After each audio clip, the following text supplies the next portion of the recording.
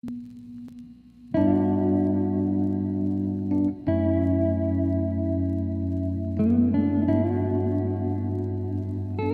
tuned into TobiTalks, episode 23, when nursing and forensic science meet two SANE nurses.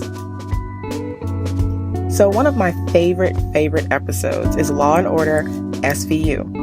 And for the longest time, y'all, don't laugh, but I was literally calling it Law and Order SUV. And somebody was like, it's not a SUV. It's not a vehicle. It's a SVU, Special Victims Unit. I was like, okay, calm down. It's not even that serious. But anywho, that's one of my favorite shows. And on that show, there is a forensic science nurse. You know, the African-American lady with the curly hair that's always like, you know, being able to get all the details of the lab work back to them. But I never knew that was an actual role. Y'all, like for real, like nurses are actually doing forensic science. I had no idea that was a real role. So the one thing that I loved about that episode was also Detective Benson and her passion for solving crimes. And outside of that, she also is a dope person. Mariska Hargitay, she is out there doing amazing with her Joyful Heart Foundation that is supporting sexual assault, domestic violence, and child abuse survivors. I'm like, what? So not only are we saving lives as a nurse, we are also saving lives in general by even bringing back that forensic science, that lab data to help victims who have gone through sexual assault. Today, I had the wonderful opportunity of interviewing Sara and Charlene, two amazing SANE nurses. And SANE is actually an acronym for Sexual Assult Nurse Examiner. What? Had no idea. And they are literally sharing all the information about their role, how they got into it, and the details of like things that you've never even heard before. You guys, this is one of the dopest interviews. I know I probably said this all the time. You're probably thinking like all my interviews are dope, which they are, okay? But this is a dope interview and I'm really excited. So let me go ahead and hop into this. You know what? Let me go ahead and just hop into this because I want to know, like, first of all, I want to know from both of you, how did you even fall into nursing? And then we're going to go into this forensic science type of nursing, girl. So, Charlene, tell me, how did you even get into nursing? Like, what sparked that interest for you? So I feel like I don't really have the conventional story. I don't have like an aunt or a mom or a lot of people in my family who were in the nursing field. But I kind of stumbled upon it because when I first started looking up majors that I wanted to do in college, I knew that I wanted to do forensic science at that point in my life. But the schools that I was looking at to go to, they didn't have a forensics program. So I was like, okay, what are some of the closer majors that I can study that can kind of get me into that field? So I started out doing clinical laboratory science. I did that for a year. And then I realized, like, wait, I actually don't want to sit in the lab all day, so I need to figure this out. So I kind of went back to the drawing board. I started going to, like, different, like, meetings and conferences. And I went to one called the Law and Medicine. And they were going through different careers that integrate the law and medicine. So I was like, okay. And then I saw forensic nursing and I was like, wait, what? And at this point, I had never even considered nursing. But I also did know that I loved anatomy and physiology. That was one of my favorite classes. So long story short, I realized that it was a career that merged what I love so much about like forensics and science with the anatomy and physiology, human interaction side. So when I decided to go into nursing, it was more of a way to an end to a means type situation. So I applied to the nursing program, but because I was already a year into my schooling, I did have some difficulties. I kind of had to cram all the prereqs into a summer and then try to apply to get into the program. But that's kind of where things started for me. Wow. And you said you ain't got an interesting story. Girl, that was very interesting. I have never even, I'm just blown away the fact that you even found out because I had no idea. So, Sara, tell me, how did you get into nursing and where did that stem from?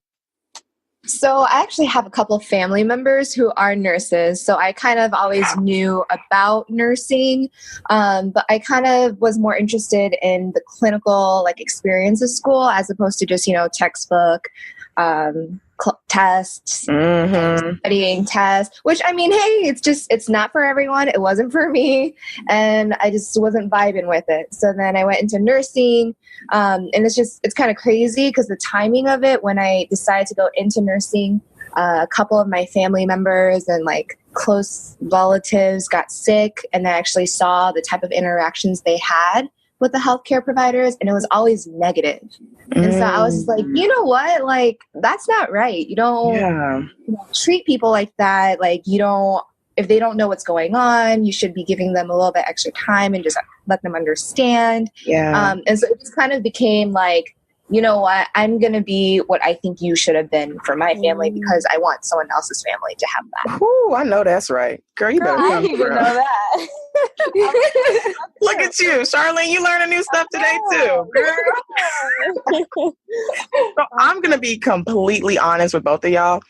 I had no idea. The only person that I ever knew that was a forensic science nurse, and don't laugh at me, but this was off of Law and Order SVU. And that was the only, I was like, I just thought that role was literally made up. So I was like, that's the only person that I know does forensic science. And she was like a nurse and all this stuff too. So I was so blown away when I got to like see you guys on Instagram and the fact that you guys are two sane nurses. And when I first read that, I was like, oh, okay, maybe they talking about mental health, like being sane. Like, okay, they're not. And then I read the acronym and I was like, oh my gosh, this Law and Order role is real.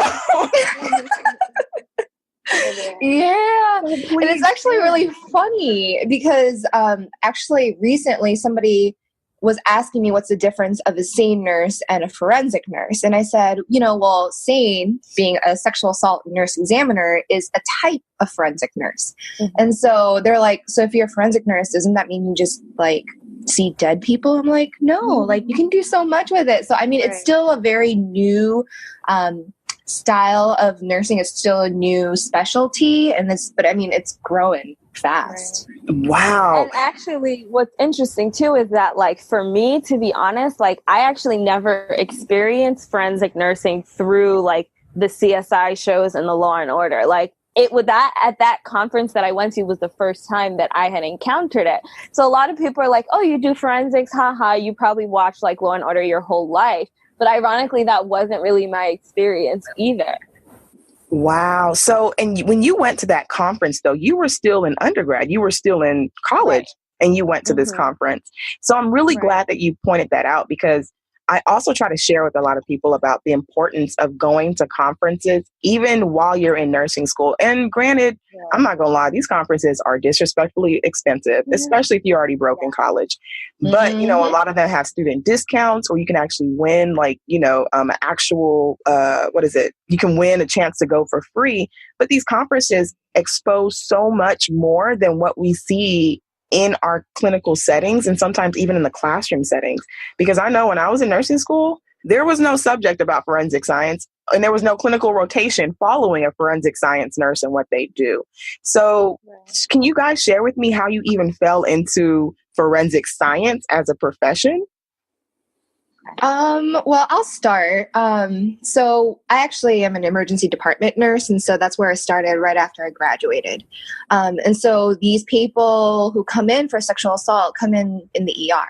So I was actually kind of exposed to it because those are kind of the clientele that we will see, but you have to be specialized and have special training in order to see these patients. And so whenever you would see a patient come in for that, and you'd be like, oh, what's going on? Why is nobody allowed to go into that room? Like, registration won't go in, x-ray is hesitant to go in, lab is hesitant to go in, doctors don't even go in until the same nurse says it's okay. So I'm just like, what is this culture? Like, this is interesting. But the fact, like, in our hospital, the demand was very high and the amount of SANE nurses was really low. So they were getting really burnt out. And so then I was like, you know what? This is actually really interesting. Let me go to training and see what this is about. And that's how I started. And it's very rewarding. And Charlene, how did you start?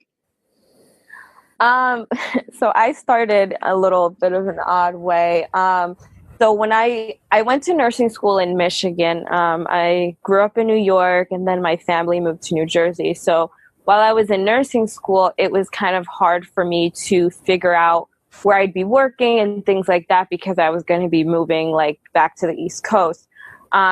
So as soon as I graduated, I started looking up, like, how do I get into this job? Because once I finished nursing school, the next step was now forensics. So I started doing my research, and there was nothing online, like absolutely nothing. But I was determined. So I remember I came to my parents' house, and once again, there was a conference. It was a local Sexual Assault Nurse Examiner conference, and I signed up to go. And I had started looking up the names of the coordinators for these programs, for these Sexual Assault Nurse Examiner programs. I was emailing them, and I got one response back, ironically, from the county that I would be living in. And she said, well, because of the confidentiality of this work, because I asked for an internship or a shadowing opportunity because this was a new field. And I felt like it was important for me to do that. And she said, because of the confidentiality, I'm unable to allow you to do that. But get some nursing experience, then you can apply, and, we can talk from there. But I just kept emailing different coordinators in different counties to see what opportunities would come up. And, years went by, maybe a year, 2 years, I didn't hear anything back. And so I signed up to go to this conference. And while I was there, I was alone. And while I was there, I heard somebody mention the name out loud of the local coordinator for my area. And I turned around and I said, this is my opportunity. And so I walked over to her and I was like, hey, I'm the girl who's been emailing you, and I am a nurse now, and I am interested in a position. Like, what can we do about it? Grab your blessing. She said, I'm going to grab my blessing today. You ain't going nowhere. I was scared out of my mind, but she was so nice. And she was like, absolutely, send me your resume, blah, blah, blah.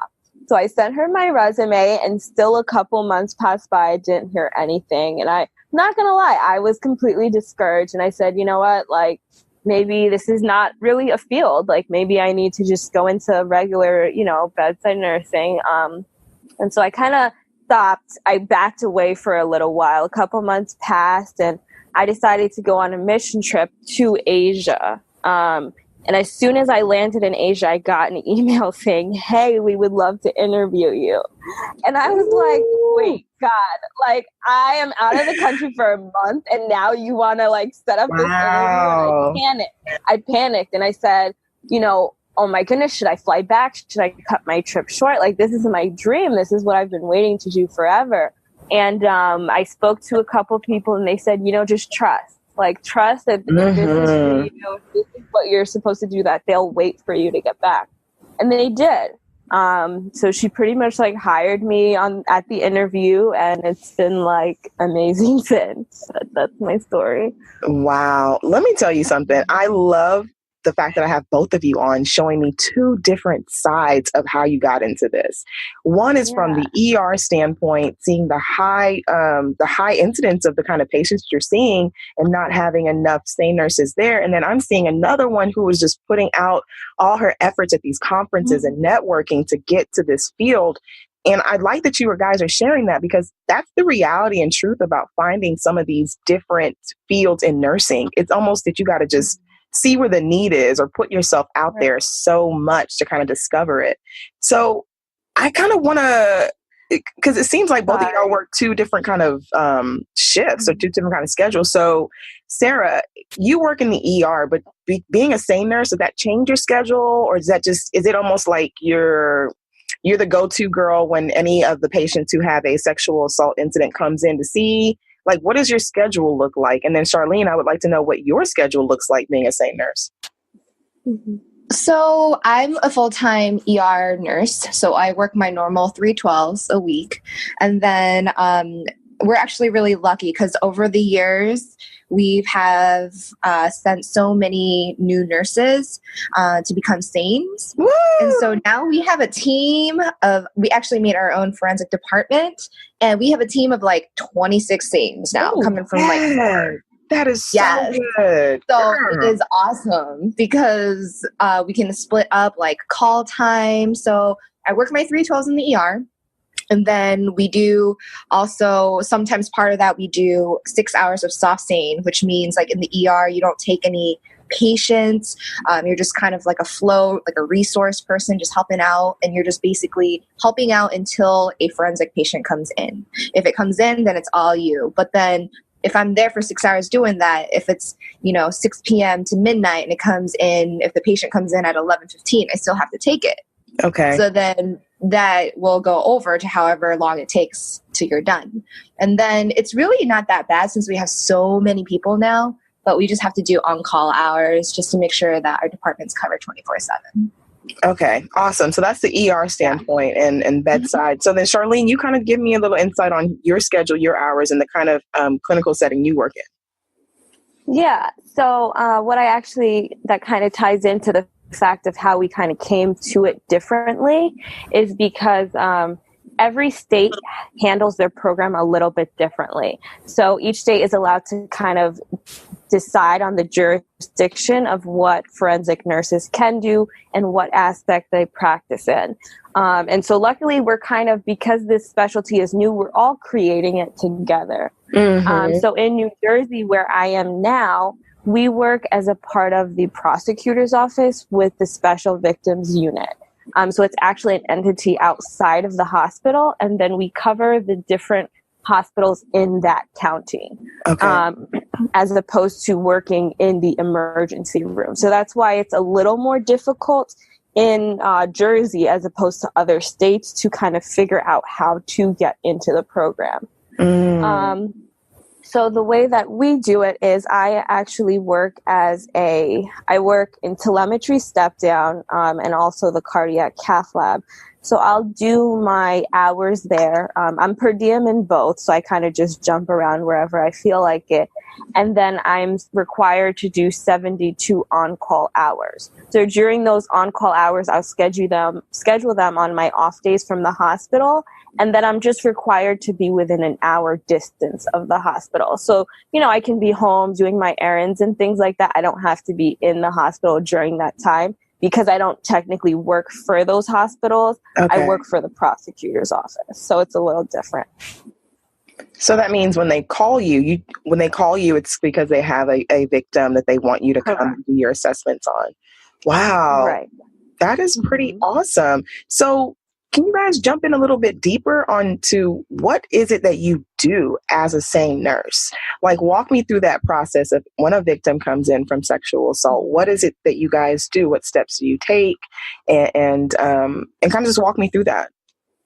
Yeah. So that's also very different. So I'll give what we do in Jersey, and then Sarah can share how the Midwest is different as well. So in Jersey, what we do usually is when we're activated, we'll call into the hospital ahead and we'll find out, a little bit of what the background is. Because we get such a wide variety of different cases, you kind of need to know what angle to approach the situation. If I need to call my supervisor for, advice on different things that come in. So we'll call ahead, we'll ask them we have a special cart with all of our supplies. And we usually use the OBGYN room because we need a bed that has the stirrups and the speculums and things like that. So we'll call ahead to get that ready. At times, if necessary, we are allowed to speak with the survivor on the phone to also kind of get a better idea of what they are interested in, because we don't do anything without consent. We cannot treat, we cannot perform any type of specimen collection until the patient consents that they are looking to either just have the kit done without legal prosecution, or if they want to go forward with legal prosecution. Those are all different avenues that can be taken. So we speak to them a little bit to find out specifically what it is they're interested in. They are also offered an advocate as a part of the team. It's a nurse, a detective, and a patient advocate if that's something that they're interested in, just to be there with them for mental and psychological support, as it is a very traumatic time and process. So we'll find that out. We'll head over to the hospital and we start by doing a forensic interview. So we'll sit down, we'll explain to them, what our job is and how we're here to help them. And they can consent, like I said, to which part of our services they are interested in. Then we just kind of start going through the story of what happened. So they'll share a little bit with us about what happened, and we do document that. So documentation is huge. Being involved in the legal system, we have to make sure everything is pretty much down to a T. Very objective, not subjective at all. So luckily, me and Sarah have been able to go to a lot of conferences to kind of learn how to get our legal side more fine-tuned. So we will do the documentation of the event that occurred. And after the documentation, we will do our assessments, physical assessments, head to toe. And after the head to toe, making sure that they are medically stable is when we will start going into the specimen collection. So we'll look for bruising, just at the naked eye level, we'll look for bruising. We will take pictures if needed. We'll take pictures, and then based on what the story that we were given, then we will start our specimen collection. So we will collect underwear. We will collect if there's any debris, such as hair or maybe like dirt if the event occurred outside, or just anything that may have been taken from the scene of the incident. Then we will continue with our speculum exams, which are similar to what is done in an OBGYN office. And while we do the speculums, we will collect vaginal specimen and the cervical specimen as well.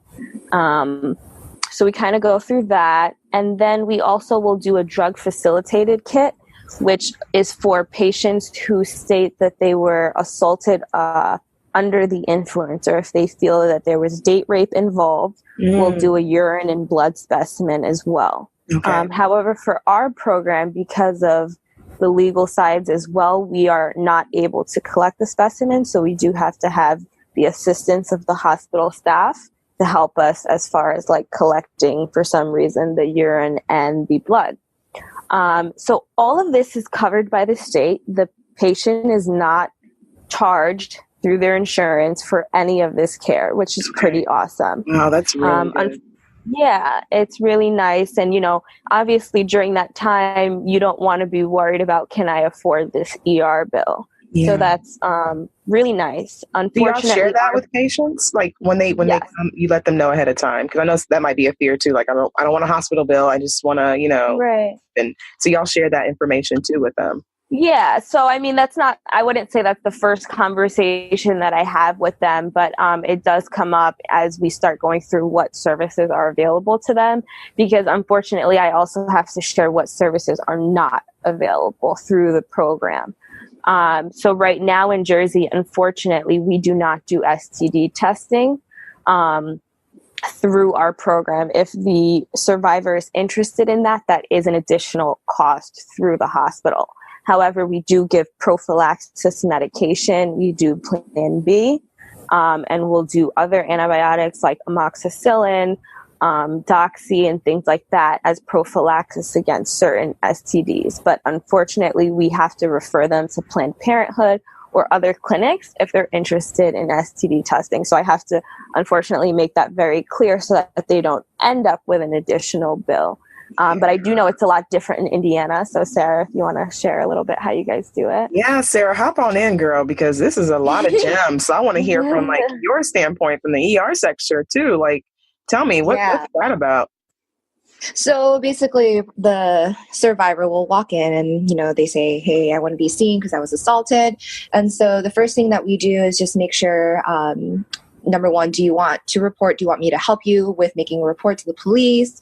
And then also, like Charlene says, We also offer them, if they want, an SOS advocate. In our county, we have a really good program where they actually have their own volunteer program who gets called out. So everything is totally confidential. Some people want it because it's nice to have like a support person who doesn't know you to be there for you. And for other people, it's kind of like, I don't want some random person that I might see in the street listening to my story. So it's a hit or miss. It's like 50-50.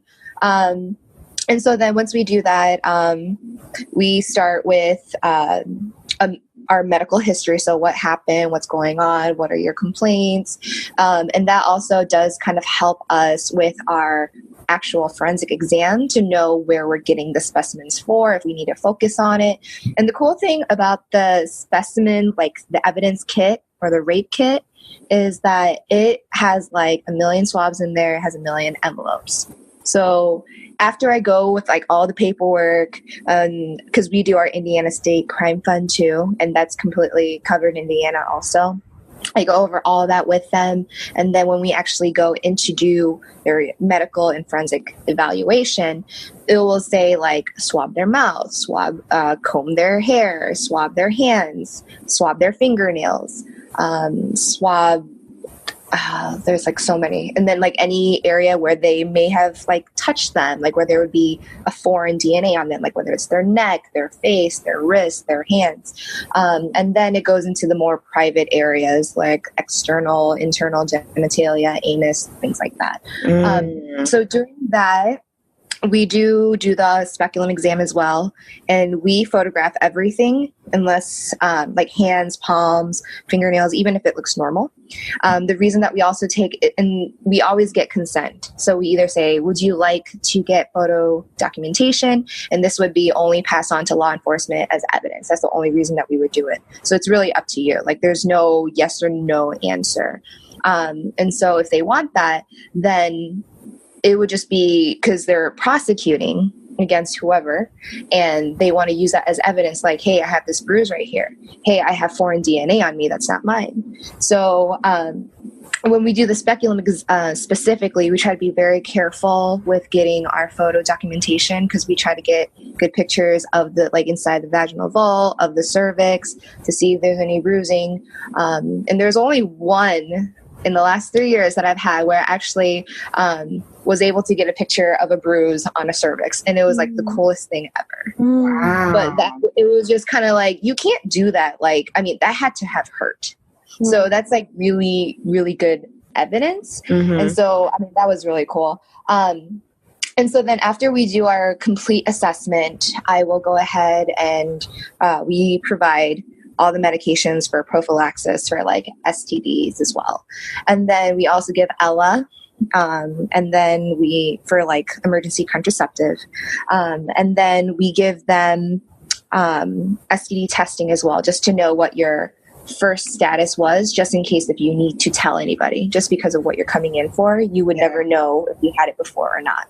So you test to see what their current state is, which has, and people are kind of nervous about that because they think, well, if I come up like yes for something, doesn't that make me look bad? And I said, no, absolutely not. It has nothing to do with what you're coming in for today, because that's what a lot of survivors are worried about. Like if we go to trial and it's going to be like, well, you say you were assaulted, and then they try to use anything against them. Wow. So that's always a huge concern, right? But believe it or not, that has never come up. Like no defense attorney has ever tried to bring that up because I think they just know not to even mess with that part. Yeah, that's not terrible. Black and white. Even go into that kind of area. Yeah. Wow. Yeah. And then after that, we pick whatever physician we want to see them, just depending on what time it is, like shift change and, who would just fit their personality better type of thing. And then we just get them medically cleared, and then just get them going. If they are at a risk for like obtaining HIV from whoever the assailant is, because A, they don't know, and they had a lot of injuries, or B, they do know their status and they're positive, then we also start them off on HIV medicines right at the hospital too. So we give them the 30 days prophylaxis treatment, and we just give them the whole bottle and they're able to take that. And then the cool thing about us is because since we have a forensic department, we actually made our own follow-up clinic now that we actually became department. So I tell you, like, when I'm about to discharge you, hey, so we would like to see you in our follow-up clinic, and it's at 2 weeks, 6 weeks, and at 3 months. And the 2 weeks, we're going to, check for pregnancy again. If you have any like discomfort or discharge or anything where you would need another speculum pelvic exam, we can repeat that. But the biggest thing is to make sure, hey, how are you doing 2 weeks out? Is there anything we can help you with? And the most important thing is, even if we give you Ella, you just want like that confirmation I'm not pregnant type of scare. Yeah. And so I mean, wow, y'all are really giving a really good amount of resources and information to patients in this traumatic time. Man, I didn't realize so much went into this. Yeah. And the thing is, most people don't, like, unless you're in that situation and you go in, and it's whether that hospital has the resources or not. It's just, you have no idea what to ask for. I mean, it's not publicly announced.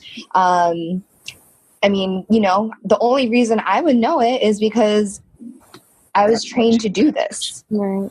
Wow. And so, like, the fact that, like, I don't know if another nearby hospital, I'm pretty sure their hospital doesn't do any of this. And the only thing that they do is, like, they swab, because in the box, in the evidence kit, it tells you what to do. Like, you could technically not be trained. You could be any RN in any ER and still do it.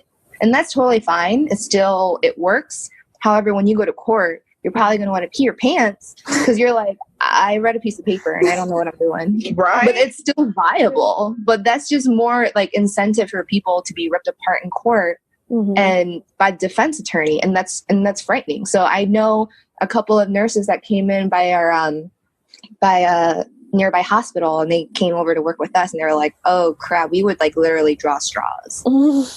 And then you would never like go near that room again because it was terrifying. You never wanted to do it. And you had to take turns. Like, I did it last time. Nope, it's not me. Because they don't know what they're doing. Wow. So that's terrifying. I really want to, because as we talk more about this, and we know that women go through, I don't know. I remember I asked a question one time in a room, how many women have been sexually assaulted? And the whole room raised their hands. And it's almost like wow, like how evident that is, And I just want to know, in this field that you guys are constantly working and having to see women in this kind of very traumatic setting, what does that do? How is that impactful to you guys? Like, what is the ups and downs that you see in this kind of role? Because I know, every role in nursing has that, there's nurses that work in cancer centers that, it's very hard to see patients sick like that. Coming from pediatrics and working in NICU, it was hard for me to see these little guys, and it was hard for me to take care of sick kids, but it's what I did. So what is something that's really hard for you guys, that's challenging, but also at the same time is uplifting for you in this role? For me, I would say what kind of makes it work for me is remembering every time like I get called out on a case, like why I'm there. And one thing my supervisor always tells me, because the reality of the matter is sometimes we do get called in for false cases, for people making accusations that are not true. But regardless of what the situation is, I'm not there to determine that. I'm there to be there for that individual, because it's actually guys and girls that we do get. I'm there to be there for them in whatever capacity that is. So whether it is just a support system, whether it is to assist them in the legal processing by performing the kit, but whatever the reason, this person felt the need to come to the ER seeking support, and I got to be there for them in that time of need where they may have thought to have no one else to go to or no one else to go to. So that's kind of something that I remember, something that keeps my spirits up when I'm there with them. And I remind myself, this is not about me. This is not about being called at 2:00 in the morning and I'm tired. Like, I need to be there for them. But I also have to remember to take care of myself so that I can also pour into them during these situations as well. And Sarah, what about you? What is the challenging part, but also uplifting part of this profession that you've gone into? It's actually really interesting that we're talking about this because I just got back a week ago from a work conference for trauma stewardship regarding sexual assault. So there were prosecutors there were investigators there were caseworkers there were nurses there. And it was just basically, what can we do to help ourselves, since we're in this field where we see survivors constantly coming in trauma, and we're the ones that have to deal with it and hear it and then, try to just turn it off and go home. Like, what are good ways to cope with it? So I actually went to that because I felt like it was really frustrating when I would do these cases. And I know I'm just there just to do their cases and, just make sure they're okay. And I'm totally fine with that. But then I get subpoenaed for them, and I'm looking through their chart a year later, and I'm like, okay, so I get subpoenaed for court. All right, court date is this day. I do my pretrial at the prosecutor's office. Okay, cool. And then I remember the patient, because I looked through my pictures, I look back at my paper chart because the subpoena gives me the whole chart from the hospital so I can review everything before court. And I remember, there are certain ones I remember, I'm like, oh man, this one was bad. This was awful. And then in the last minute, something will happen and I won't go to court because either the girl doesn't want to report anymore and they, take it back, or the guy pleads out, but he gets probation, and it's just really, really frustrating because it's okay, I'm trying to help, but I feel what is this, I just feel like sometimes the government just doesn't work the way I would like it, and it's not very white. And I'm just bruh, really? That was just clean cut, really? Yeah. So I just was I was starting to get a little burnt out from that. But going to the conference was actually really, really helpful because they were there was a room full of survivors and people, advocates and prosecutors and nurses who have also had the experience of being a survivor, and just being in that room and understanding, number one, it was just kind of rewarding to see, oh, this is why I'm doing this. It was just, there was so much gratitude in there, and everybody was just so in love and passionate about what they do. And even if that was stressful, it was almost like a reset, because the fact that, oh, I can actually do this for someone. And also, they had yoga and all that stuff. Come so through. Yeah, right? My yoga pants and stretch real quick. Right. And they were just talking about have your glass of wine or a bottle. I'm like, hey, I can dig this right now. Hello? I'm all about And I love that you're sharing that, because those are the truth about going to some of these networking engagements and conferences. These are things that get poured back into you, that continue to give you motivation to continue doing what you're doing. Because in every field, there are frustrating parts where we're just like, you know what, this is it. I'm going to quit, or I'm going to go into another field outside of nursing. But there are resources to kind of help us. And these conferences are really, really big. But I kind of want to switch gears a little bit. I know we've been talking in depth about what you guys do and the ups and downs. How did you, I want to make sure that we capture how to become a SANE nurse. So I know you were already a nurse. So obviously becoming a nurse was one of the first steps.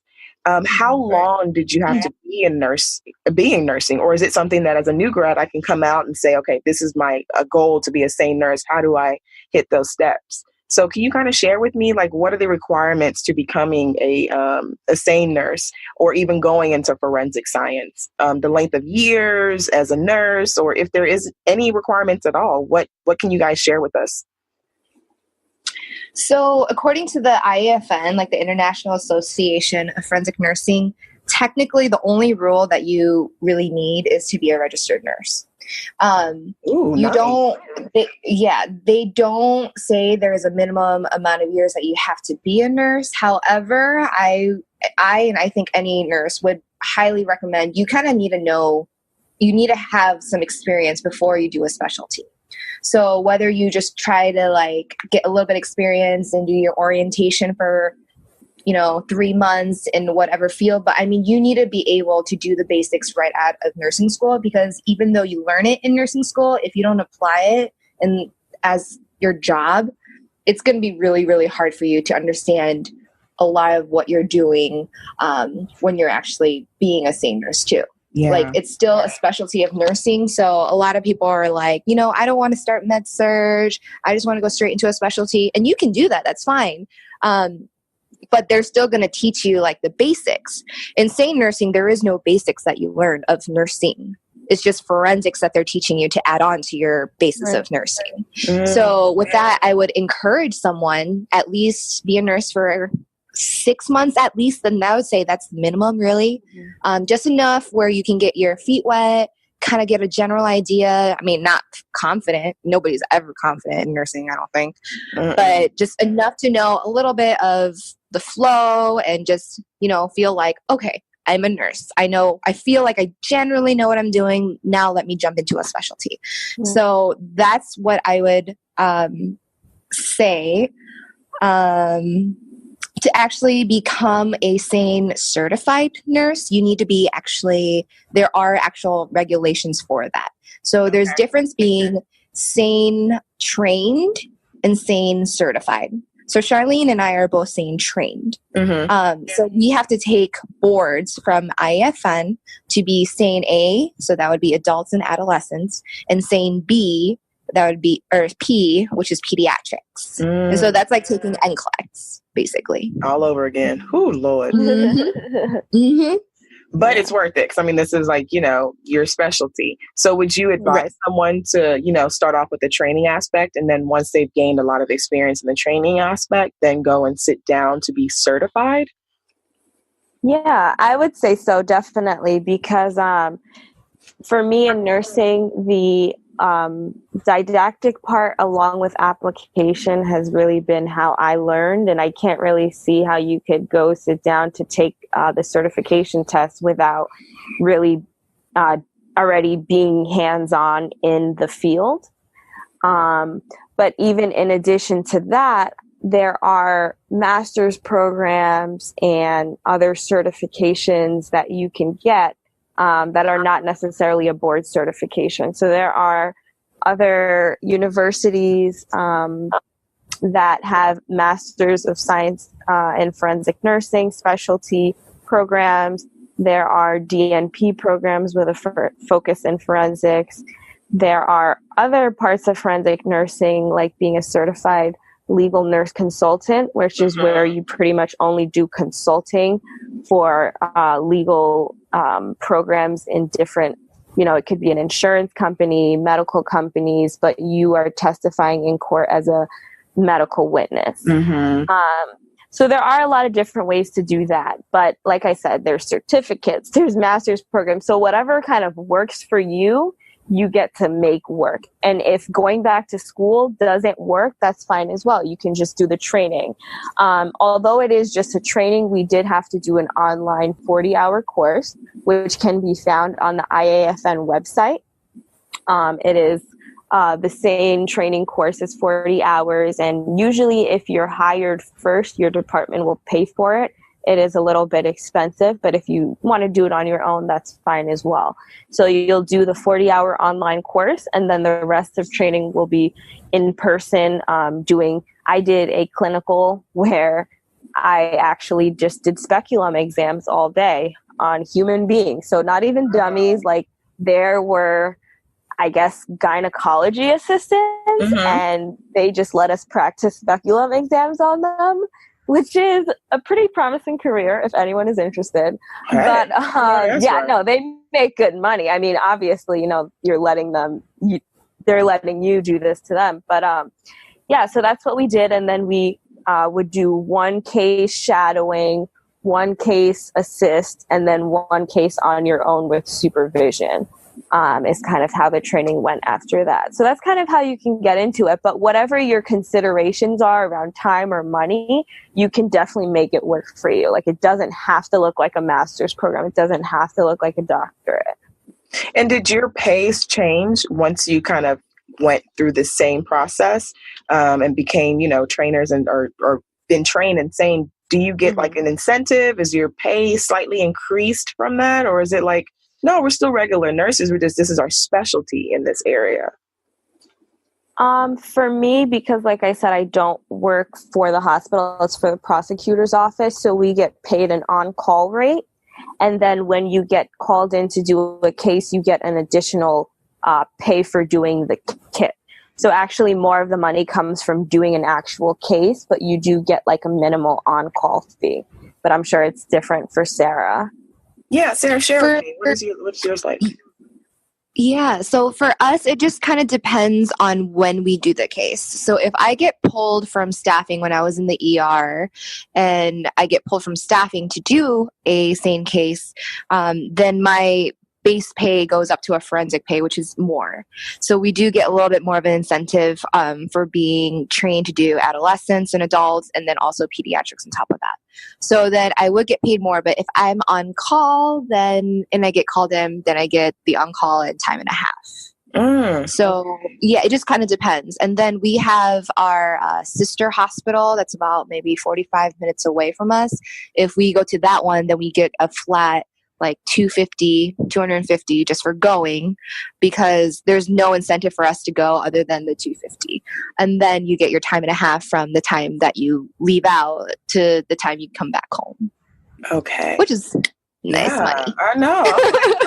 Okay, go ahead. Y'all saving lives and get paid. Come on. God is good. So as we start to get toward the end, I really, really want you guys to share with me what the Two Sane Nurse is about. I know I'm following you guys on Instagram, but I see that you guys are really trying to bring to the forefront about what you guys do. So I want you to take a few minutes and share with me what you guys do collectively. Because I mean, you got one in Indiana, one in New Jersey. Y'all are doing it far away from each other. So explain that to me, and how can people who are interested in this field or in this field already, have resources to get to you guys. Tell me about it. Yeah. So I would say, kind of pedaling back to what you were saying about some of the frustrations in the specialty and the job, as Sarah shared, some of our frustrations with maybe how the legal system handles some of the cases, and we work so hard with our survivors, and sometimes things don't go forward. So I think we both kind of recognized that there was a lack. And I think that's where our drive and passion started to build. So I guess on my end, I noticed there was a lack in education as far as, one, what services were offered. So I would have patients coming into the ER and saying, well, I just want I was assaulted and I just want STD testing. But because that's not what the program offers, they now have a hospital bill, and then the state has to still pay me for coming out just to tell you that I can't do your STD testing. And so I was getting a little frustrated, like, who is educating these people about what resources are available to them in the event that they are assaulted? Yeah. And I was just like, I couldn't take it. And then I had another case where I had a college student who, she was assaulted, and her main concern is like, people are going to say it's my fault. My family's going to blame me. No one's going to believe me. And all of the stories that she was telling me of the backlash that she would receive, I'm like, who is telling these people these things? Like, why is this the culture in our schools and in our young adult population? Like, something has to be done. And so we kind of both started noticing these things that were bothering us. And we wanted to also do something different, like get away from the bedside. I think that was huge. Also, when we first started talking about it, like, we want to do something away from the bedside. Yeah. So we started Two Sane RNs, and we go to different schools and kind of educate. Hey, this is what consent is about. This is what resources are available to you in the event that you are sexually assaulted. And just kind of trying to change the conversation around sexual assault. And also saving money for everybody, saving money for these state-run programs, saving money for these schools who are getting sued, for not handling these cases properly, and just educating is kind of what we are focused on right now. And Sarah can kind of share more on that as well. I mean, I think you got that perfectly. So I don't really feel like I have much to add. I mean, I think you represented it very well. Yeah. Wow. I am so blown away by you ladies. Like, thank you. Because I know doing something, what is it? Side hustle. Doing a side hustle is hard when you got full-time jobs already, you know, when you're trying to balance life out. But your side hustle is not even about you. It's about educating the community, educating students, educating patients. And I love that you guys are doing that. And I am just so honored to even have you guys on here sharing so much insight. Like, y'all taught me. Like, when I watch Law and Order now, my whole view gonna change. I'm gonna be like, sister, I see you, girl. Y'all got a whole community out there doing this. And I love that you're bringing the awareness and sharing this information. So how can people reach out to you? Where you guys are, or what kind of social media platform are you guys on? Can you share that so that people can find you? Yeah, so we're actually going to be going to the International Association of Forensic Nursing Conference at the end of October. We'll be in Reno, Nevada.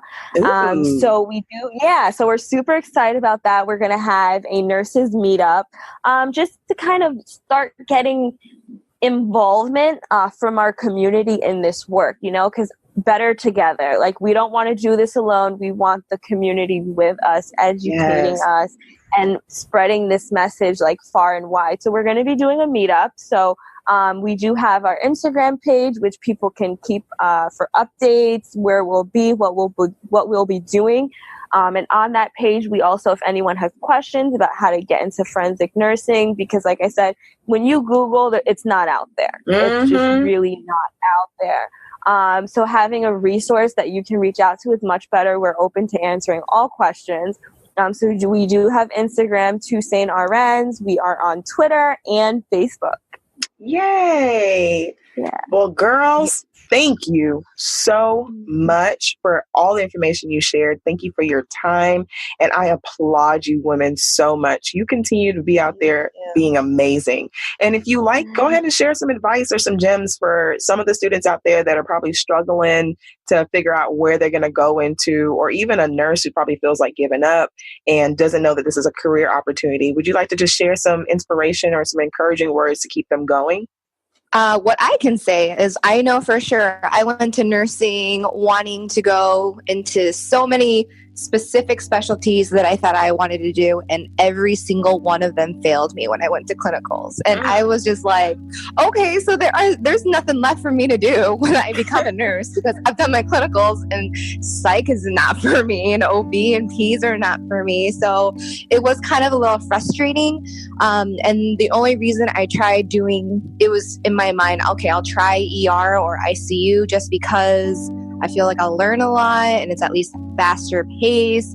And all I can say is if you don't like it, even once you start it, that's fine. Just do your whole orientation or just tell them, hey, this is not for you. Thank you for the experience. And there will be no hard feelings, and just move on to the next one. And always feel free, even if you're working somewhere, you can always shadow. And then if you want to become a SANE nurse and you're not really sure, and I guess it really depends on where you would be, what state, what jurisdiction, but you can always see if you can find a SANE nurse and just say, hey, can you just tell me what does your job entail in this area? And I mean, people don't mind like just telling you a little bit about what they do, especially if it's like a specialty you haven't really heard of, because they're used to that. So just don't be afraid. Just handle it like Shar, I guess. I got really lucky, but I mean, you just kind of have to put yourself out there and just take some risks, because the thing is, you're not going to hurt yourself by just trying the risk. If it didn't work out, it didn't work out. Go to the next one. Absolutely. That's the good thing about nursing. Yeah. So. I would say some advice or tips, like Sarah said, just go for it and act. Don't be afraid to ask questions.